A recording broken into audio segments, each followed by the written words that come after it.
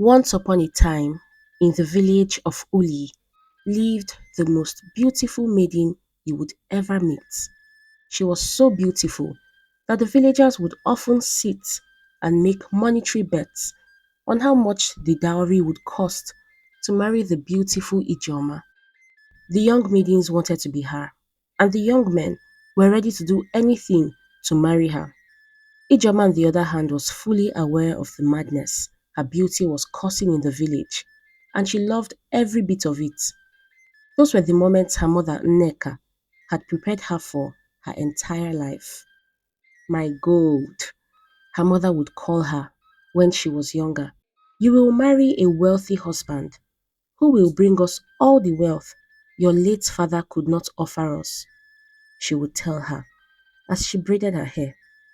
And Ijeoma would take those words into her heart every time she heard them. And as time went on, she began to believe that was her only purpose in life. Nneka had three children from her late husband, two girls and one boy.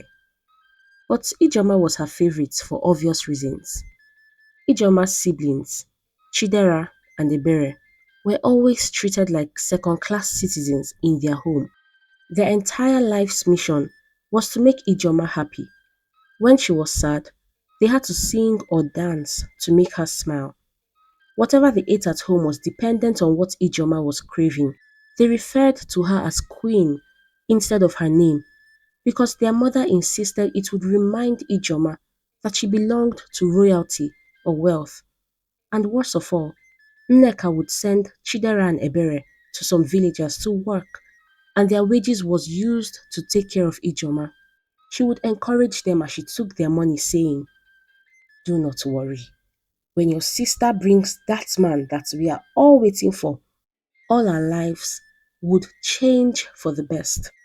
Despite all these treatments, Chidera and Ebere did not hate their little sister, even though their mother clearly favored Ijeoma.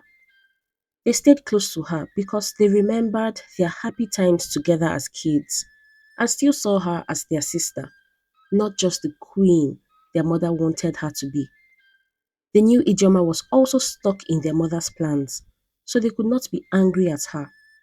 Their strong bond as siblings helped them stick together. When it was finally time for Ijeoma to be married, Nneka became even more determined to find the right suitor. She was especially harsh when the wrong type of men came to her compound to seek Ijeoma's hand in marriage. "Are you not the potter who has a shop close to the border?" Nneka asked one suitor who came for Ijeoma. The man confidently nodded, pleased that Nneka recognized him. But then she burst into mocking laughter. "I know you can make clay pots for cooking, but I am looking for someone who can continuously afford to buy foodstuff to cook inside the pot. Leave my compound, sir," she shouted angrily. Some others would come and she would angrily pour a huge drum of water over them or splash paint on their clothes. And when she was feeling extremely wicked, she would go ahead to cook a meal for the suitor. Then she would add a lot of pepper into the meal. And when they requested for water, she would laugh and ask, "So, after giving you free food, you want me to give you free water too?" The villagers had mixed feelings about Nneka's actions. Some market sellers would joke severally about the situation. "I can always count on Nneka to buy these paints for Ijeoma's unfortunate suitors, even though no one else does." And they would all laugh. Others would say, "Who does she think she is? Is she the only one with a beautiful daughter? In fact, we are not interested anymore." But despite their words, when Ijeoma took her usual evening stroll, the young men were captivated by her beauty all over again, easily forgiving her mother's behavior. After all, who wouldn't? Ijeoma was the epitome of beauty in the village of Uli. Her skin shimmered like polished ebony, smooth and radiant under the sun. Her big, bright eyes sparkled like the clearest stars. Her high cheekbones and full lips were perfectly sculpted. Ijeoma's long, flowing hair was decorated with shiny beads and gold threads that caught the light. When she smiled, her whole face lit up, making everyone who saw her feel happy and enchanted. And she carried herself with a natural grace that made her stand out wherever she went. One day, the time finally came for Nneka to receive the reward for her long awaited plans. There was an extremely wealthy merchant called Kelechi who came into Uli to do business with the king. Kelechi was the richest man in the entire East, and to honor him, the king held an exclusive banquet for him. And in the evening, King Anayo took him on a walk to see his kingdom, and walking behind them were some warriors and a musician who sang loud praises of the king and Kelechi as they walked. At the same time, Ijeoma and her mother decided to go on an evening stroll together. From a distance, the praises from the musician reached Nneka's ears, and she could not help but wonder how Kelechi looked. Everyone from the east knew about him, but she had never seen him as he was not from her village. Ijeoma, can you hear what they are saying about that man? She asked her daughter in excitement. Those are the type of suitors I want for you. But, Mama, a man like that will already have so many wives, and someone like that is not fit for me, she answered her mother. Nneka smiled at her daughter in confidence. My gold, she hailed her. I am happy you know who you are, and I was not insinuating that he is your husband. I was only referring to his riches. Anyways, let us hurry so we can catch a glimpse of this great man. Eventually, they got close to the king and his guest.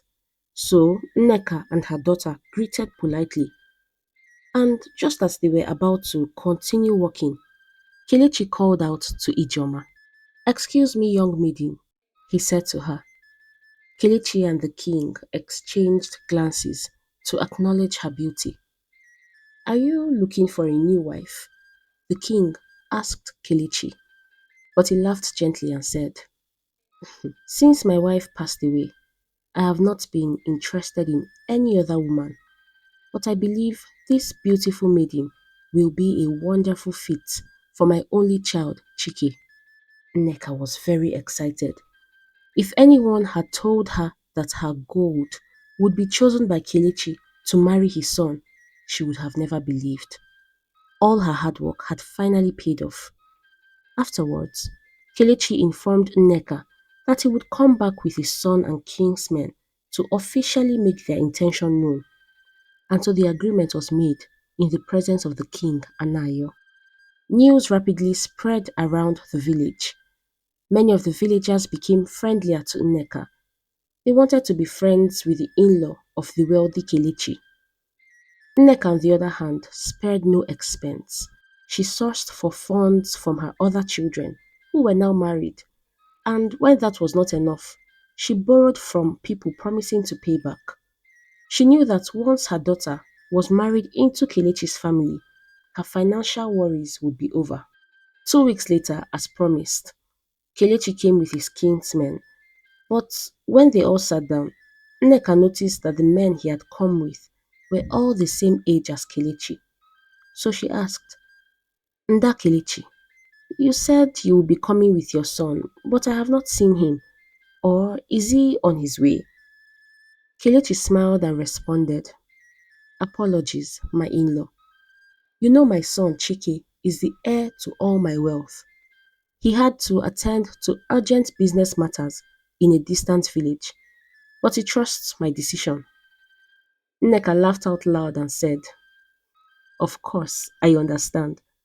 After all, he will be here for the wedding. We can do without him today. But Chidera Ijeoma's brother was not satisfied with the answer. But Nda, should Chike not see his bride before you pay the dowry today? He asked. And immediately Nneka pinched him to shut up.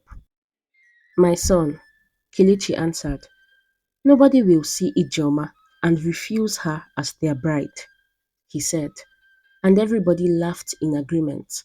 And immediately, the dowry payment commenced.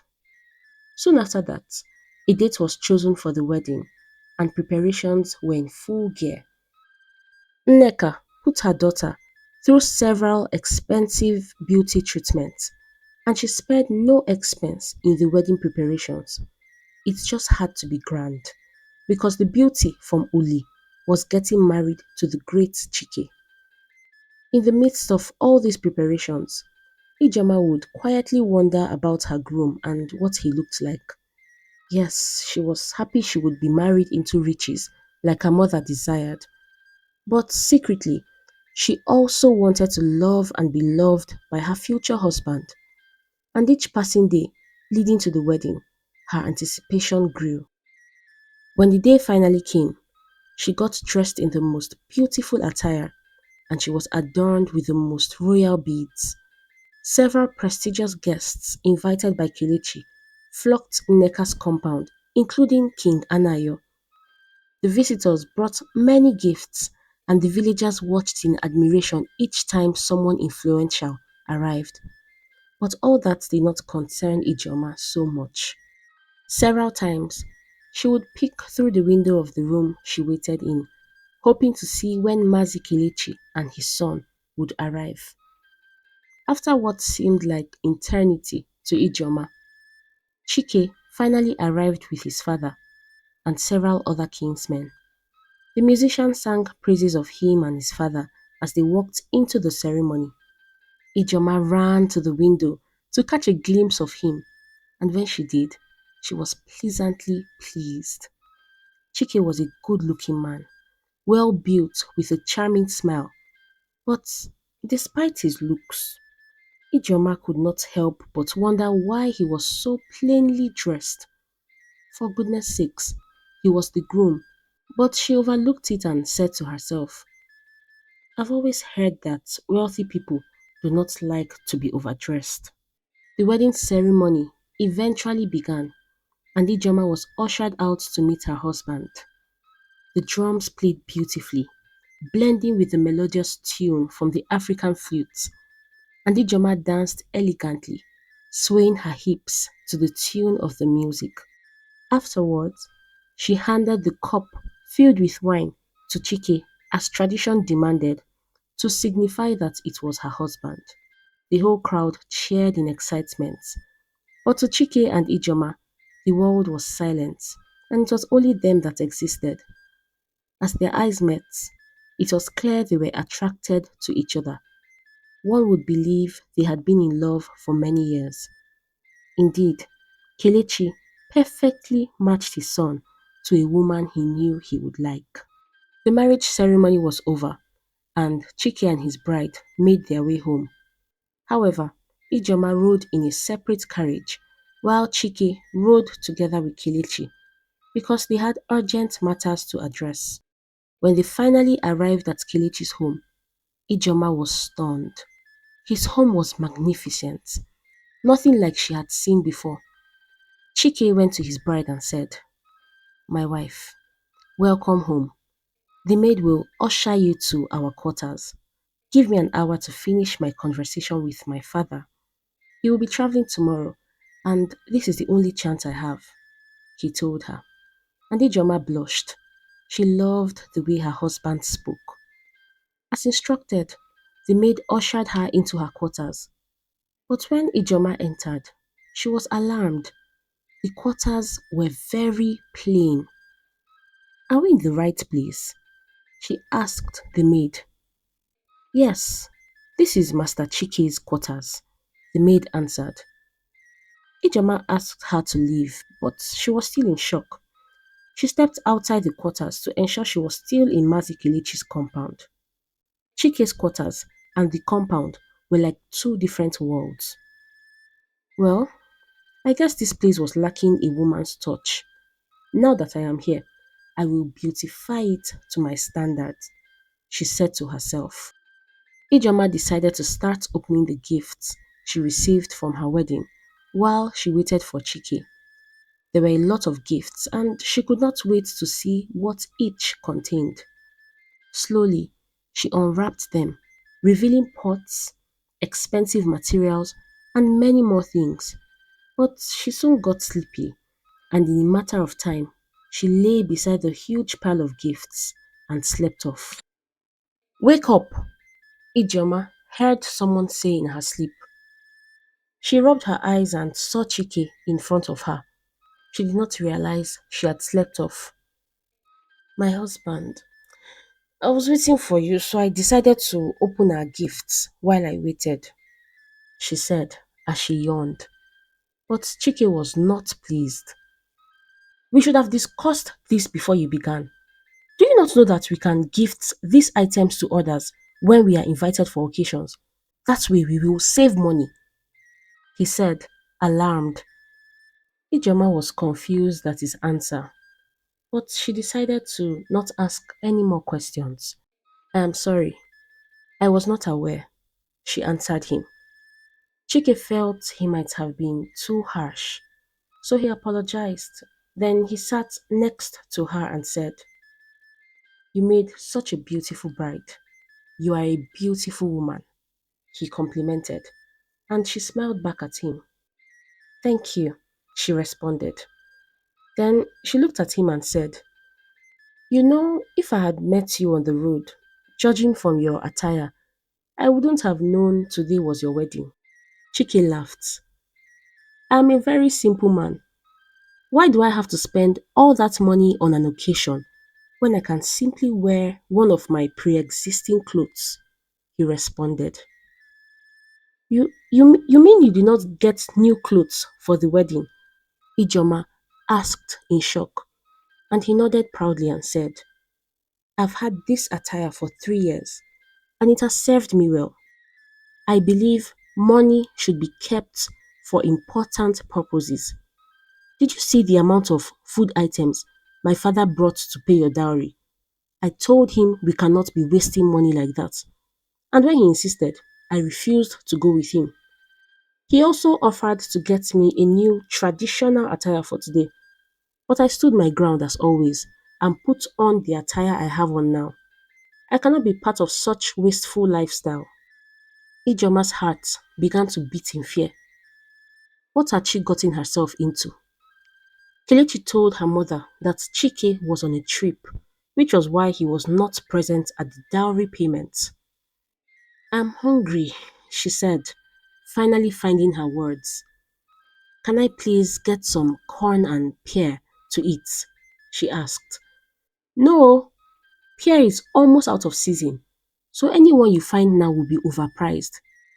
I will tell the maids to prepare yam for you, Chike said, and immediately he got up and walked away. Ijoma began to panic, wondering how she was going to adjust to this place. All her life, she ate whatever she wanted, dressed beautifully, and waited for a wealthy man to marry her.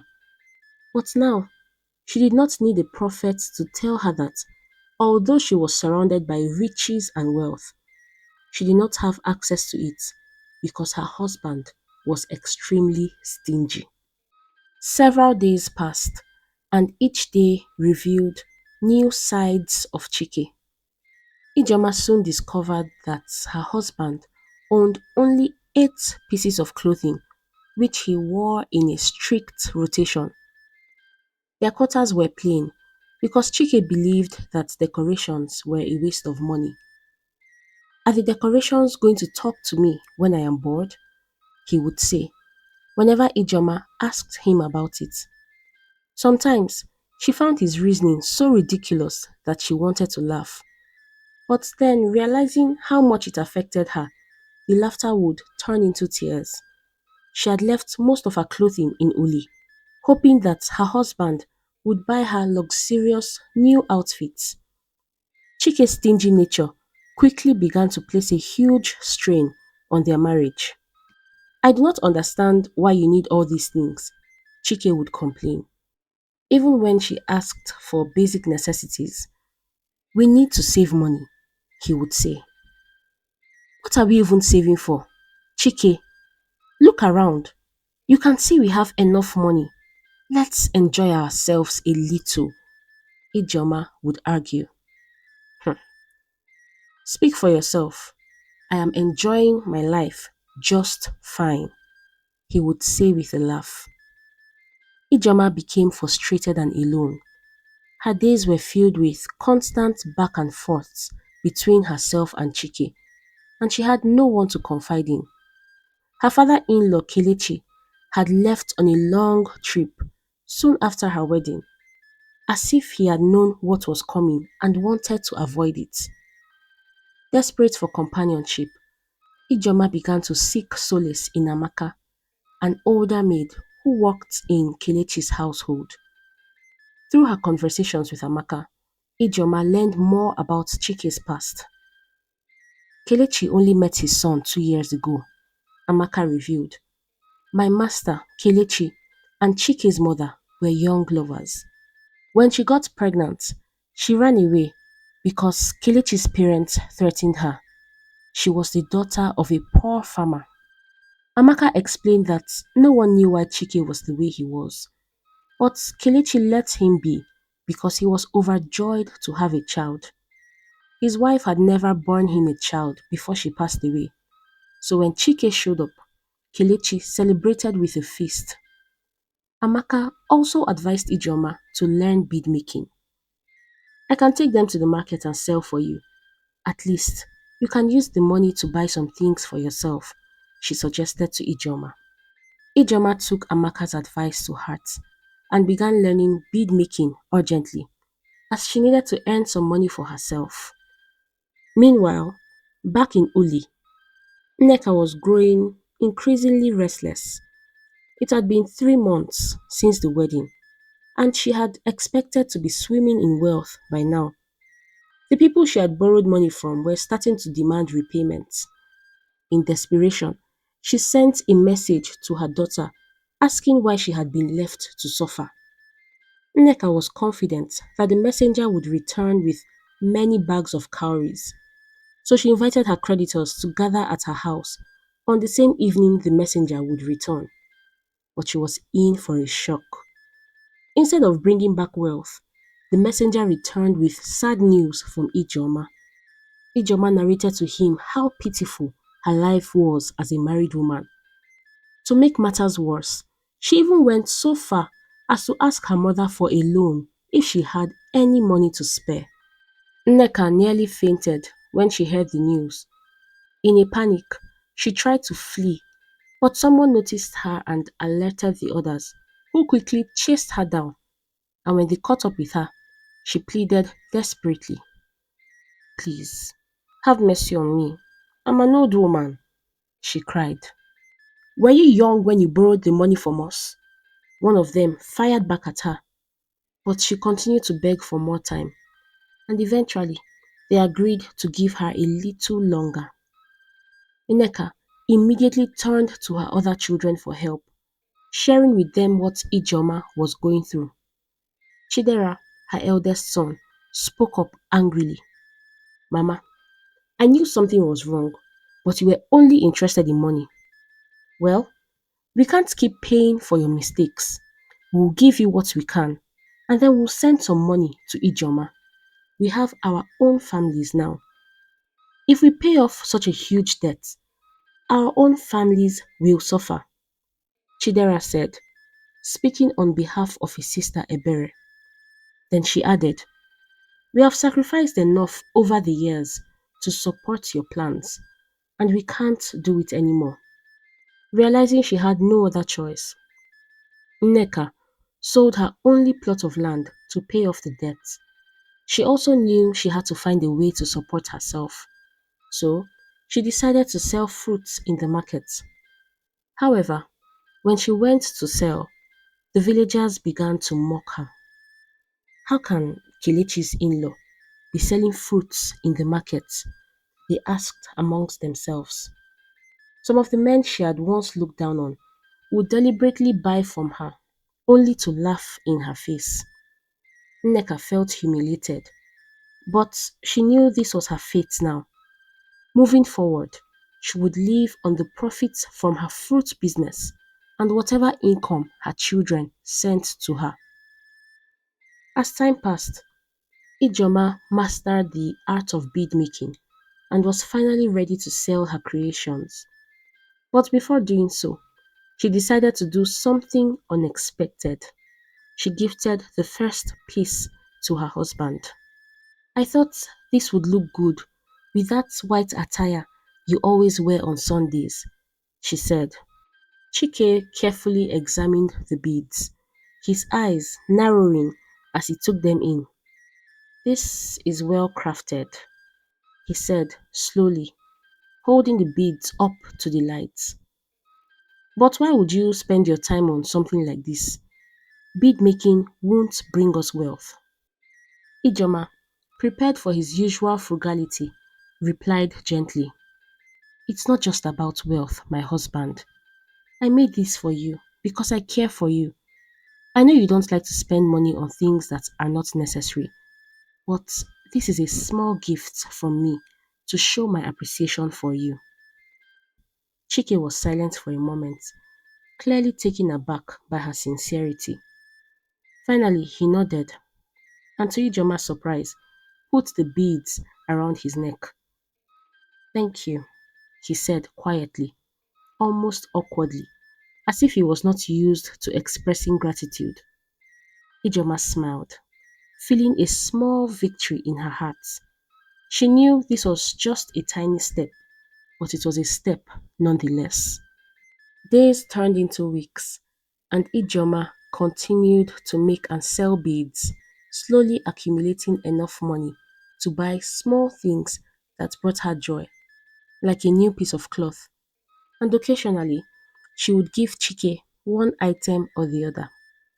She noticed that he had begun to open up to her gradually. For example, when he returned from work, he would tell her all that happened. He would even ask her to visit him at work so they could spend more time together. One day, while they sat under the tree, eating a meal, Ijoma asked Chike a question at the risk of spoiling his mood. "Chike, why are you so focused on saving money? It's good to save, but yours seems like an obsession." Chike seemed uncomfortable. He wanted to run away from the conversation, but he also felt like she was his safe space. He finally sighed, his voice low and filled with emotion. "It's my mother," he began, his gaze fixed on the ground. "When I was a child, she always struggled to make ends meet.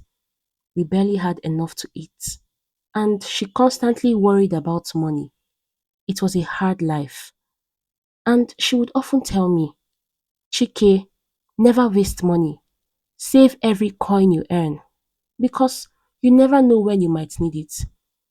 And when she was ill, we did not have enough money to treat her. Ijoma, she died because the money was not enough to treat her." Ijoma felt pity in her heart and hugged him, allowing Chike to lean on her. "I'm sorry you had to go through that," she said. "I know it makes you very uncomfortable," he confessed. "But just maybe, if I have enough money, I can always save the people I love." "But my dear, we are living miserably. And what if money can't save your loved one at the end of the day? What happens to all the money you saved?" she responded to him. Chike thought deeply. He had never imagined a scenario like that. And just like a miracle, after a long period of silence, he said to her, "You're right. I guess I just felt stuck after I lost my mother. I promise you, my love, I would do better." Ijeoma smiled reassuringly. "We'll take it one step at a time. We'll save for the future, but we'll also make sure we enjoy the present. Life is meant to be lived, Chike, not just survived." Over the next few months, Ijeoma and Chike worked together to reshape their lives. Ijeoma continued to expand her bead-making business, bringing in a steady income that allowed her to buy small luxuries for their home. She was careful to make sure that every purchase was discussed with Chike, easing him into the idea that it was okay to spend money on things that brought comfort and joy. Chike, on the other hand, loosened up as promised. After all, he was never really stingy. He was only scared for the future. He began to take better care of himself. He bought his wife what she needed and provided for his home in every way a man is required to. Their love blossomed, their relationship deepened, and they lived happily ever after. The moral lesson of this story is that it is unwise for anyone to build their financial fantasies on someone else's income.